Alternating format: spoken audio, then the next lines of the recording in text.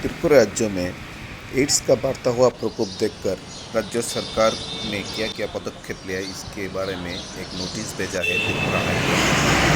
তবে একটা রায় দিয়েছে যদি তো রায়টা রাজ্যে এইডস সংক্রান্ত বিষয় যদি একটু বিস্তারিত বলেন বিষয়টা কি মানে কেন কি বিষয়ে রায়টা দেওয়া বেসিক্যালি কেসটা আজকে হয় আমাদের মাননীয় বিচারপতি টি অমরনাথ গোর ওনার একটা চিঠির বেসিসে উনি একটা চিঠি দেন to the honourable chief justice, যে রাজ্যের ওনার কাছে কিছু তথ্য আসে as executive chairman of legal service authority. তথ্য আসে যে রাজ্যের যে এইডসের সংক্রমণ ছাত্রছাত্রীদের মধ্যে স্পেশালি খুব অ্যালার্মিং রেটে বেড়ে গেছে এবং ডেথ সেটাও খুব অ্যালার্মিং রেটে বেড়েছে।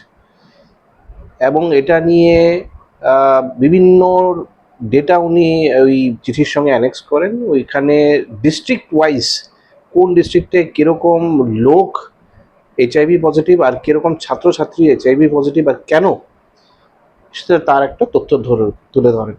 সেই চিঠির বেসিসে আমাদের সরকারকে একটা অগ্রিম নোটিশ দেওয়া হয়, তথ্য দেওয়া হয় ইনফ্যাক্ট, এবং ফিক্স করা হয় আজকে কেসটা। তো আজকে যখন কেসটা উঠলো তখন যদিও সরকার পক্ষের থেকে আমার কাছে মোটামুটি সমস্ত ধরনের তথ্যই দেওয়া হচ্ছিল স্টেট এইচআইভি সোসাইটির থেকে, এবং কি পদক্ষেপ নিয়েছে সরকার, কিভাবে করছেন, এবং এই সমস্ত নিয়ে আমি রেডি ছিলাম। আজকে কগনিজেন্স নেন এই পাবলিক ইন্টারেস্ট লিটিগেশনটা নিয়ে, নোটিশ ইস্যু করেন সরকারকে, সেক্রেটারি হেলথকে নোটিশ ইস্যু করেন, সেক্রেটারি এডুকেশনকে নোটিশ ইস্যু করেন, গভর্নমেন্ট অফ ইন্ডিয়াকে নোটিশ ইস্যু করেন, এবং 2 সপ্তাহের মোস্ট প্রবলি এখন অব্দি ডেটটা কনফার্ম হয়নি, 2 সপ্তাহের একটা টাইম পিরিয়ড বেঁধে দেন যে এর মধ্যে এসে আমাদের জবাব দিয়ে রিপোর্ট পেশ করতে হবে যে সরকার কি পদক্ষেপ নিচ্ছে, আর কি নেওয়া যেতে পারে, এগুলো নিয়ে আলোচনা হবে। কার বেঞ্চে উঠেছিল এটা এটা basically the honourable chief justice আর অনারেবল জাস্টিস অরিন্দম লোধ, ওনার বেঞ্চে, ডিভিশন বেঞ্চে ছিল আজকে। আর যে চিঠিটা উনি কে দিয়েছিলেন অনারেবল জাস্টিস টি অমরনাথ গোর চিফ জাস্টিসকে দিয়েছে চিফ জাস্টিসকে করেছিলেন, মানে এবং এটার সঙ্গে চিঠির সঙ্গে উনি ডেটাও দিয়েছিলেন যে কিভাবে বাড়ছে, কোথায় বাড়ছে। বেসিক্যালি বাড়ছে যেটা কনসার্ন হচ্ছে স্কুল, কলেজ, ইনস্টিটিউশন, এডুকেশন ইনস্টিটিউশনের মধ্যে দেখা যাচ্ছে সিরিঞ্জ ড্রাগসের ক্ষেত্রে ইউজ করার ক্ষেত্রে বেশি বাড়ছে। সেটা কিভাবে চেক করা যায়, এবং এখন দেখা যাচ্ছে যে ছাত্রছাত্রীরা বাইরে পড়তে যাচ্ছে, বহিরাজ্যে যে যাচ্ছে, এখানে কেউ কি পজিটিভ আছে, থাকলে কি সেখান থেকে সংক্রমণ ছড়াতে পারে, এটা একটা বড় কোশ্চেন হয়ে দাঁড়িয়েছে, এবং এটাই খুঁটিয়ে দেখা হবে।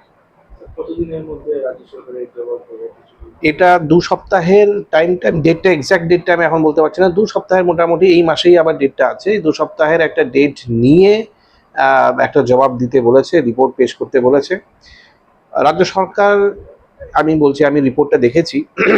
রাজ্য সরকার সবসময় একটা পিরিয়ডিক্যাল রুটিন এবং টেস্টিং মানে ক্রমাগতভাবে বাড়িয়ে চলেছে, যার জন্যেই এই রিপোর্টটা বেরিয়ে আমাদের সামনে এসছে যে এতজন আছে, এই অ্যালার্মিং সিচুয়েশনটা দাঁড়িয়েছে।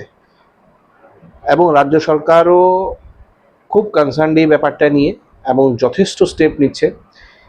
খুবই ভালো হয়েছে, এটা খুবই ভালো পদক্ষেপ যে হাইকোর্টও এটার মধ্যে ইস্যু হয়েছে, যে হাইকোর্টও এটার মধ্যে আরও বোস্টার করতে পারবেন এই উদ্যোগটা রাজ্য সরকারের। একসঙ্গে সবাই মিলেই এটা কাজ করে এটাকে থামাতে হবে। আসলে এটা ফ্যাক্ট যে আমাদের এই নতুন প্রজন্ম যারা আছে, স্কুলের ছাত্রছাত্রীরা যারা আছে, এটা যেদিকে যাচ্ছে সমাজটা বা যেদিকে ওরা ধাবিত হচ্ছে, এটা it's not a very good sign. Thank you